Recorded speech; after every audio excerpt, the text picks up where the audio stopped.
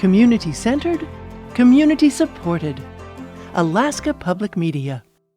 They went out and actually did a survey of their residential area. Kai Holland grew up on the hillside and has lived in his home for 24 years.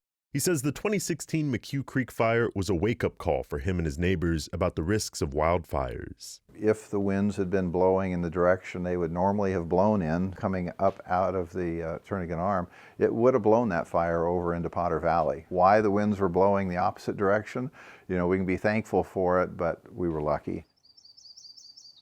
Late May through June is the driest and sunniest time of year in Anchorage, and it's also the riskiest time for wildfires. The hillside consists largely of homes tucked in the woods with few roads in or out. There hasn't been a catastrophic fire yet, but the risk is on the minds of local officials like Captain Matt Herman with the Anchorage Fire Department. There's a lot of fuel for a wildfire up here, beetle kill, brush, and the topography lends itself to a large event someday.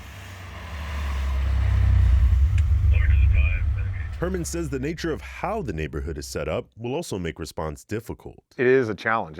Narrow roads, topography, going uphill or downhill, people trying to evacuate is going to present a problem. And that's the only route outside to Bear Valley. To better get the word out, Jennifer Schmidt with the University of Alaska Anchorage has been giving presentations to hillside area community councils about wildfire safety, highlighting maps that show the risk of fires at various properties. The maps are color-coded with dark green to red areas at the highest level of risk. And what we're showing is the hazardous fuels that are within the hillside area. And by hazardous fuels, we mean vegetation that's flammable, that can light on fires. Schmidt says people in the riskier areas should be more wary of not only what wildfire fuel is on their property, but what's in the surrounding areas too. What's around it, like 100 to 500 meters, because that's how far, the embers could disperse and land on a person's roof and catch it on fire. Holland and his neighbors have been taking Schmidt's presentations to heart, and there's been a local push to make homes more fire safe.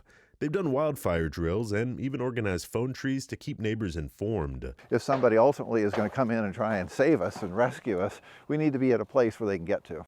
Holland says he doesn't necessarily view the steps the community has taken as a response to potential danger. I like to look at it in terms of we're doing this because we want to create a better community. Whether it's a wildfire, an earthquake, or a cup of sugar, I want us to be a little better connected and not be doing this out of fear, because I don't think that's the way to get people motivated.